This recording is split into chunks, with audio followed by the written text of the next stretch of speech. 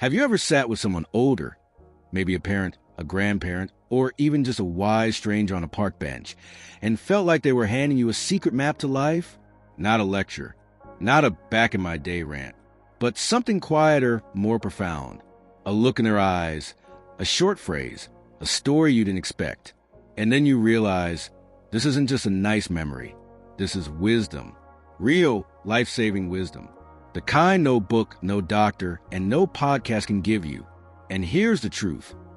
Many of us go through life chasing the latest trends, the newest breakthroughs, the next big thing, but often the most powerful insights come from those who have already walked the path we're on. They've seen joy, pain, loss, love, and everything in between. And they've come out the other side, not just older, but wiser. Today, I want to invite you into a very special conversation. We're going to explore some of the most unbelievable, yet deeply practical, pieces of wisdom passed down from elders across cultures, time, and experience. These aren't just poetic sayings. These are lifelines. Ideas that can literally help us live longer, love deeper, and feel more alive than ever. Now, if you're over 60 or even approaching it, you already know that life looks a little different now. Maybe your pace has changed. Your body speaks to you in ways it never used to. But what if I told you that this chapter of life can be your most powerful one yet? Not in spite of your age, but because of it. So grab a warm drink, settle in, and let's talk. Because what you're about to hear might just change the way you see your life and the legacy you're still writing. And if anything in this video sparks a memory or touches your heart, I'd love for you to share in the comments. Let's make this a real conversation. Also, don't forget to like this video and subscribe to the channel if you want more meaningful content that speaks directly to where you are in life. All right, let's begin. One of the most unforgettable pieces of wisdom I ever heard came from a 93-year-old woman named Clara. She said, "The body will age, but your spirit doesn't know how to wrinkle." She wasn't being poetic. She meant it. She still danced in her kitchen every morning, even if it was just a few slow steps. Why? Because she believed that joy was something you chose, not something that happened to you. And that brings us to our first powerful truth. Your joy is your responsibility. You might be thinking, well, easier said than done. And yes, it takes practice. But here's what Clara did, and what many elders I've met do instinctively. They don't wait for permission to be happy. They create it. A small plant by the window, a phone call to an old friend, a cup of tea in their favorite chair. They string together these small acts of intention and make joy a ritual. We often believe that happiness fades with age, but the people who live the longest and live well know the secret. Joy is not a feeling. It's a habit. It's a way of seeing. It's choosing to look at the same old things with brand new eyes. That's not just emotional advice. It's biological. Studies now show that daily moments of joy reduce inflammation, lower blood pressure, and even improve memory. And you know what else Clara said? Don't keep your good dishes in the cupboard. She meant, stop saving the best parts of life for someday. Eat off the nice plates, with the outfit you love. Make the call you've been putting off. Because someday doesn't come for everyone. She taught me that when you stop waiting, you start living. That brings me to another elder who changed the way I see life completely. His name was Harold, a retired machinist who spent most of his days sitting on a bench outside the library, feeding birds and talking to anyone who'd listen. He once told me, "You don't own anything in life. Not really. Not your money. Not your house. Not even your time. The only thing you own is how you show up." Let that sink in. How you show up. It changed the way I approach my days. How many of us wake up already halfway checked out? We shuffle to the kitchen, turn on the news, maybe sigh a little deeper than we need to. But Harold showed up every day, even in his worn coat and his stiff knees. He greeted the world like it had something good for him. And it usually did. That kind of presence is rare. But it's something we can all choose. Showing up for the people we love. Showing up for ourselves. Even if we don't feel perfect. Even if we're tired. The truth is, how you show up changes the energy in a room. It heals relationships. It keeps you mentally sharp. It gives your day structure, meaning, and connection. And that's medicine. There's something else Harold told me. Never waste your pain. That one hit hard. He had lost a son, survived cancer, and outlived most of his friends. But instead of closing off, he shared his stories. He used his pain to comfort others, to listen deeply, to hold space without judgment. Think about that for a moment. How many times have we tried to hide our pain or pretend it's not there? But Harold showed me that when we embrace our stories, yes, even the hard parts, we give others permission to do the same. Pain, when shared wisely, becomes a bridge instead of a wall. And I know some of you watching this have walked through deep valleys. You've carried heavy things. But maybe, just maybe, the wisdom you've earned from those moments is exactly what someone else needs to hear right now. So let's not waste it. Let's keep showing up with joy, with presence, with stories that matter. Now that we've talked about choosing joy, showing up fully, and honoring the wisdom in our wounds, let's keep going, because there's more where that came from. Much more. There's something deeply powerful that happens when we slow down just enough to truly listen, not just to others, but to ourselves. And that's exactly what another elder named Evelyn once told me over a quiet breakfast at a local diner. She leaned in, eyes bright with a kind of stillness, and said, "The older you get, the more important it is to hear your own voice before everyone else's." I didn't understand what she meant at first, but she explained it like this. We spend most of our lives trying to live up to someone else's idea of success, love, or purpose. But there comes a time when you have to stop chasing and start choosing. And that only happens when you give yourself permission to be still. So here's the third piece of life-saving wisdom. Silence isn't empty. It's full of answers. Evelyn had a little ritual. She called her 10 minutes of peace. Every morning, before turning on the news, before checking her phone, before doing anything at all, she sat in silence. No agenda, no pressure, just her thoughts and a warm mug of tea.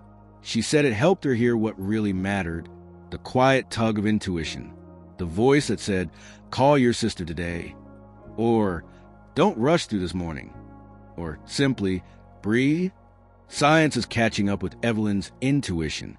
Just 10 minutes of mindfulness a day, 10 quiet minutes of simply being, has been linked to lower stress hormones, better focus, and even a stronger immune system. But beyond the science, it's about reclaiming something we've lost in all the noise, our inner guidance. Because the truth is, nobody knows your body like you do.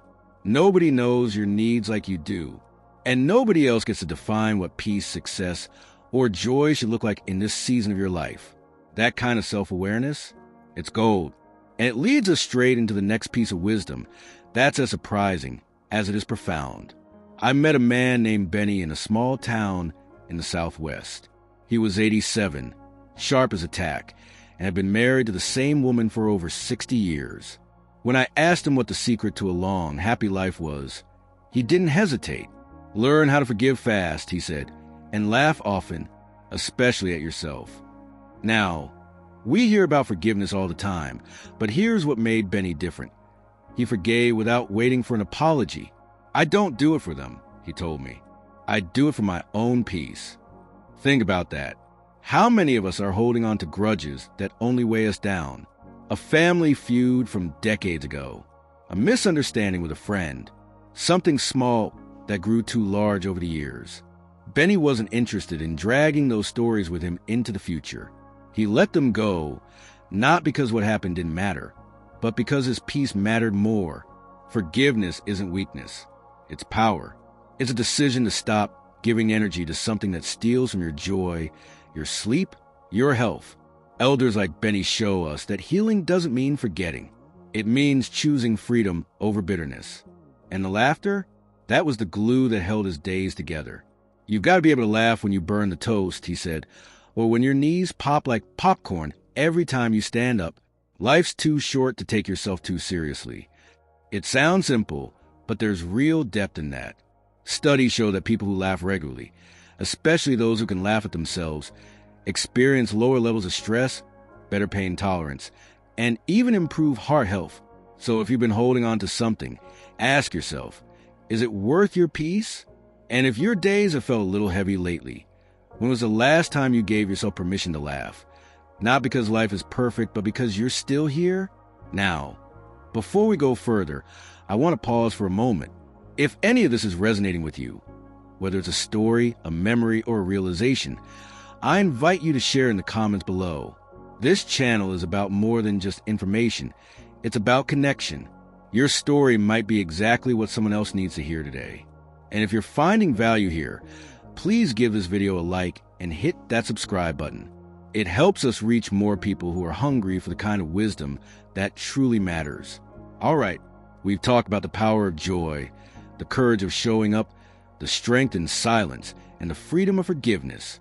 But there's one more lesson, one I heard from a quiet man named George who spent his days tending to a tiny garden behind his retirement home. And it was this: stay curious. That's it. 2 words that could change everything. George said he learned something new every single day. Not because he had to, but because he wanted to. One day it was the name of a bird he'd never seen before. The next, it was how to grow tomatoes upside down. He was in his late 80s and still reading books about astronomy. There's always more to know, he smiled. That's what keeps me young. Curiosity is what keeps your brain engaged, your heart open, and your spirit alive. And it doesn't have to be anything fancy. Try a new recipe. Watch a documentary. Ask your grandkids about the music they love. Step just a little outside your comfort zone. When you stay curious, you stay connected to life, to others, and to yourself. It's like lighting a little spark inside you each day. And really, isn't that what we all want? To feel a little more alive, a little more seen, a little more whole. So here we are, walking this path together, uncovering truths that might have been hidden in plain sight all along. These stories, these people, are living proof that it's never too late to change, to grow, to begin again. Let's keep going. There's still more wisdom waiting to be shared, and it's too good to miss. I once asked a group of elders at a community center what they thought was the most important thing to focus on in your later years. They all looked at each other, and then one woman said something that I still carry with me to this day. Keep your hands busy and your heart open. Her name was June. She was 84 and had been knitting scarves for a local shelter every week for over a decade. It's not just the scarves, she told me, her hands moving like memory itself. It's what they represent. I'm still part of something. I still give. And when you feel useful, you feel alive. And that's the next piece of life-saving wisdom. Find something that gives you purpose, even if it's small. See, purpose isn't reserved for the young or the ambitious. It doesn't need to be some grand mission or world-changing project. Purpose can be simple.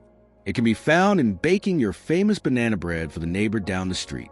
It can be in walking someone's dog while they're sick. It can be in teaching your grandchild how to fix a leaky faucet, or telling a young parent that they're doing just fine. We're not meant to just sit and fade out. And the happiest, healthiest elders I've met are the ones who continue to engage with life as participants, not just observers. That feeling of being needed, of being valuable, isn't just nice, it's essential. Purpose helps reduce the risk of depression, improves sleep, and even lowers the risk of chronic illness. You're not done just because you've retired or your children are grown. In fact, this might be the most meaningful chapter of all, because now you get to choose what fills your time. And that brings me to a story that touched me in a way I'll never forget. It's about a man named Thomas, a former school teacher who had lost his wife and was living alone. One day, he started volunteering at a reading program for struggling kids. When I asked him why he started, he said, "Because I was tired of talking to the walls." And then he smiled. Now, those kids give me more than I could ever give them. They don't care about my age. They just care that I show up. That right there, asterisk, being seen, being heard, being counted, asterisk, is something we all crave, no matter how old we are. And when we choose to engage with life, we find people who remind us that we still matter. But what if you're watching this and thinking, that sounds lovely, but I don't have much to give right now. I'm tired. I've lost people. I don't feel like myself. If that's you, I want to tell you something very important. You are not broken.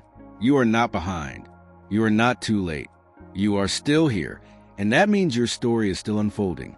Even if all you can do today is breathe and get out of bed, that's enough. Even if your contribution is simply calling a friend and asking how they're doing, that matters. Healing and purpose don't require perfection. They just require willingness. A soft yes to life. A crack in the door. That's all it takes to let the light back in. And speaking of light, there's one more piece of wisdom I want to share with you before we close this circle. It's something that doesn't get talked about nearly enough, but it might be the most important of all. Love louder.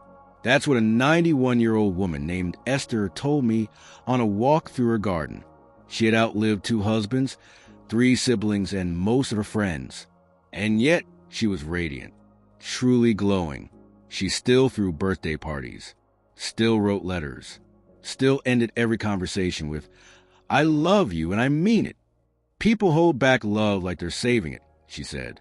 But why save it? You can't take it with you. Esther taught me that love isn't just for romance. It's for friendships, for strangers, for neighbors, for yourself. And the elders who live the longest and shine the brightest are the ones who never let their love go quiet. They don't hold grudges. They say thank you. They give compliments. They hug a little longer than expected. Because in the end, it's not the things we leave behind that matter most. It's the feelings, the way we made people feel, the warmth we left in a room, the kindness we gave without needing it back. So if you take nothing else from this entire video, let it be this. Love louder. Say the thing. Make the call. Write the letter. Forgive the hurt. Be the one who softens first. Because that is life-saving wisdom. Now, as we wrap up this conversation, I want to take a moment to say thank you. Thank you for being here, for being open, for still choosing to grow, to reflect, and to live with intention. You are part of something powerful, a generation that still has so much to teach, to give, and to inspire. Remember, you're not alone on this path. Your life, your story, your voice, they matter. And the wisdom you carry, it might be exactly what someone else is praying to hear. If this video meant something to you, I'd love for you to share your thoughts in the comments below. What wisdom have you learned that you wish more people knew? Let's keep this conversation going. And if you haven't already, hit the like button, subscribe to the channel, and turn on the notification bell so you never miss content that speaks to your heart and soul. Here's to living your best life at any age. Here's to the wisdom that saves lives. And here's to you,